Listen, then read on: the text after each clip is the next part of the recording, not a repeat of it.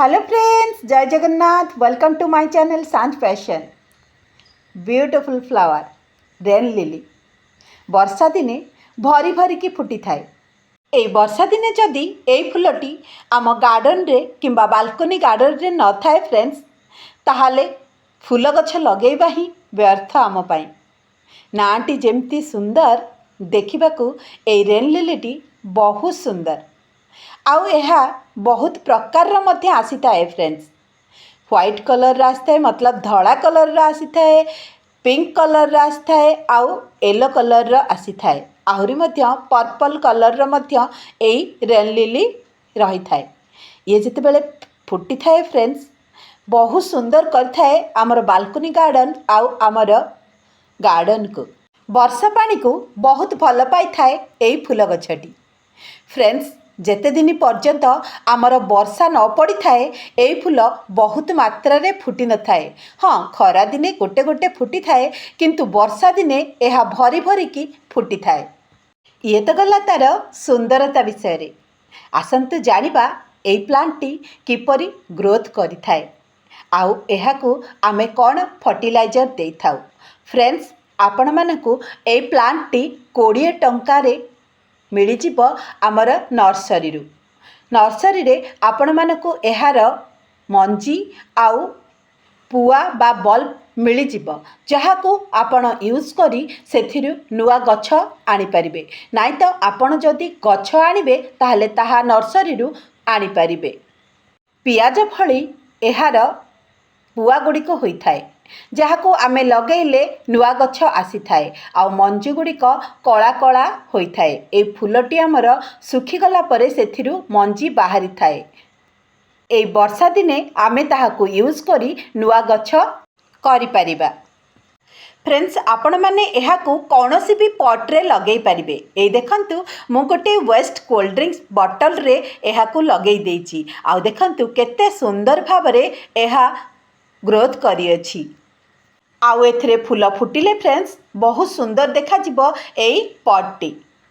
आउ एई waste cold drinks bottle रे मु लगेई देइची व्हाइट रेन लिली। यह देखिबाकू बहुत सुंदर लागिबो जेतेबेले फुटिबो एई वेस्ट कोल्ड ड्रिंक्स बॉटल रे। फ्रेंड्स, देखंतु कोल्ड ड्रिंक्स बॉटल रे भी केते सुंदर भाबरे ग्रोथ करिची। मोर एठी पिंक रो आउ व्हाइट रो येलो रो रेन लिली प्लांट अच्छी, जहाकू कि मु एमिति भाबरे एठी लगेई देइची। ताहले फ्रेंड्स, आसंतु मु आपण मानकू कहिबी जे किपरि भाबरे आमे एई रेन लिली को लगेबा आउ तार पुआ गुड़िक देखिबाकू किपरि आउ सेथिरे आमे कौन सबू सार देबा। चलंतु मु आपण मानकू देखै देउची एहार प्रोसेस। एठी मु नै जाइची गोटे वेस्ट सोल आउ सेथिरे देई देइची किछि माटी फ्रेंड्स। तापरे फ्रेंड्स आमे एथिरे किछि बाली मिक्स करिबा, कारण एई रेन लिली को बालिया माटी बहुत पसंद हेई थाए। तेणु आमे माने अल्प माटी देई सेथिरे अधिका टिके बाली देई देबा।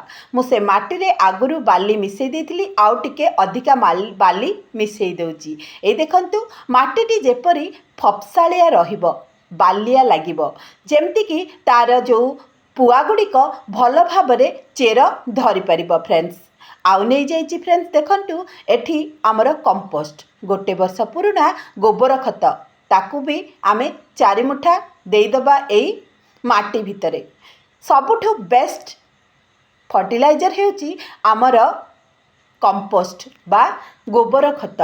तापरे मु मिक्स कर देइची फ्रेंड्स। देखंतु एथिरे हळदी, माटी रे फंगस लागिबे नाही बोली मु हळदी एठी मिक्स कर देइची। आपण माने भी लिंबर पत्र नहले हळदी किंबा किछि फंगिसाइड एथरे मिक्स करि पारिबे।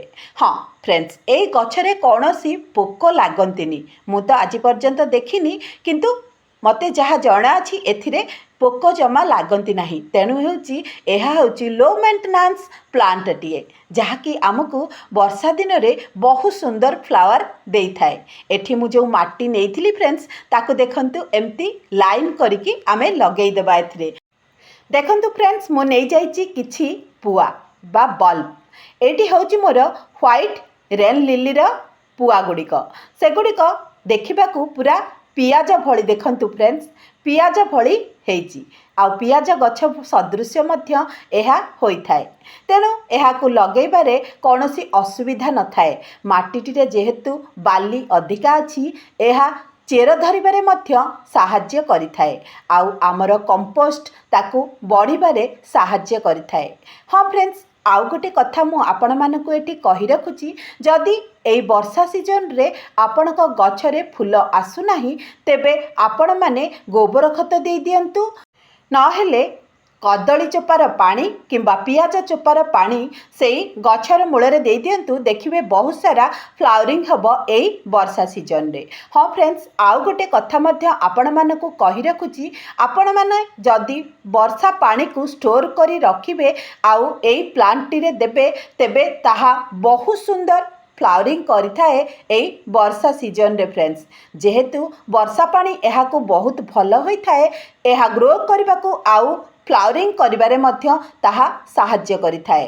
ଏହି ଗଛ ପାଇଁ ଫସ୍ଫରସ୍ ଆଉ ନାଇଟ୍ରୋଜେନର ମାତ୍ରା ବହୁତ ଦରକାର ହେଇଥାଏ ଫ୍ରେଣ୍ଡସ୍। ତେଣୁ ଆମେମାନେ କଦଳୀ ଚୋପାର ପାଣି ଆଉ ପିଆଜ ଚୋପାର ପାଣିକୁ ଯଦି ଏଇ ଗଛର ମୂଳରେ ଦେବା, ତାହେଲେ ଆମର ଆଶାଠାରୁ ଅଧିକ ଫୁଲ ଫୁଟିବ ଆମର ଏଇ ଗଛରେ। ହଁ ଫ୍ରେଣ୍ଡସ୍, ଆପଣମାନେ ଯଦି ପାରୁଛନ୍ତି ତାହେଲେ ବର୍ଷା ଜଳକୁ ଷ୍ଟୋର କରି ରଖନ୍ତୁ ଆଉ ମୂଳରେ ଯେତେବେଳେ ମାଟି ଶୁଖିଯାଉଛି ଦେଇଦିଅନ୍ତୁ।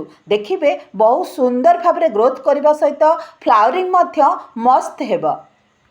ଏଇ ଦେଖନ୍ତୁ ଫ୍ରେଣ୍ଡସ୍, ହ୍ୱାଇଟ୍ ଆଉ ପିଙ୍କର ରେନ୍ ଲିଲି ଗଛଟି ମୁଁ କିପରି ଭାବରେ ଧାଡ଼ି ଧାଡ଼ି କରି ଲଗେଇଦେଲି ଏଇ ସୋଲଟିରେ। ଯେତେବେଳେ ଏହା ଭଲ ଭାବରେ ଗ୍ରୋଥ୍ କରିଯିବ, ତାହା ବହୁତ ସୁନ୍ଦର ଦେଖାଯିବ। ଆଉ ଦେଖନ୍ତୁ ଫ୍ରେଣ୍ଡସ୍, ମୁଁ ମଞ୍ଜିରୁ ଚାରା କରିଥିଲି ୟେଲୋ କଲର୍ର ଆମର ରେନ୍ ଲିଲି, ଆଉ ତାକୁ ଆଣିକି ମଝିରେ ଏମିତି ଭାବରେ ଲଗେଇ ଦେଇଛି। ଚାରିପଟେ ହ୍ୱାଇଟ୍ ଆଉ ପିଙ୍କର ଫୁଲ ଫୁଟିଲା ପରେ ମଝିରେ ଯଦି ୟେଲୋ କଲର୍ର ବା ହଳଦିଆ ରଙ୍ଗର ଫୁଲ ଫୁଟିବ, କେତେ ସୁନ୍ଦର ଦେଖାଯିବ ମୋର ଏଇ ସୋଲଟି। ଆପଣମାନେ ଯଦି ପାରୁଛନ୍ତି ଫ୍ରେଣ୍ଡସ୍, ନର୍ସରୀରୁ ହେଉ କିମ୍ବା ଆପଣମାନଙ୍କର ଫ୍ରେଣ୍ଡସ୍ମାନଙ୍କ ଘରୁ ହେଉ ନେଇ ଆସନ୍ତୁ। 2-4ଟି ଲେଖା ପୁଆ, ସେଥିରେ ବହୁତ ସାରା ଗଛ ଆପଣଙ୍କୁ ମିଳିପାରିବ ଆଉ ଏଇ ବର୍ଷା ସିଜନରେ ଆପଣଙ୍କୁ ବହୁତ ସାରା ଫୁଲ ମଧ୍ୟ ମିଳିପାରିବ।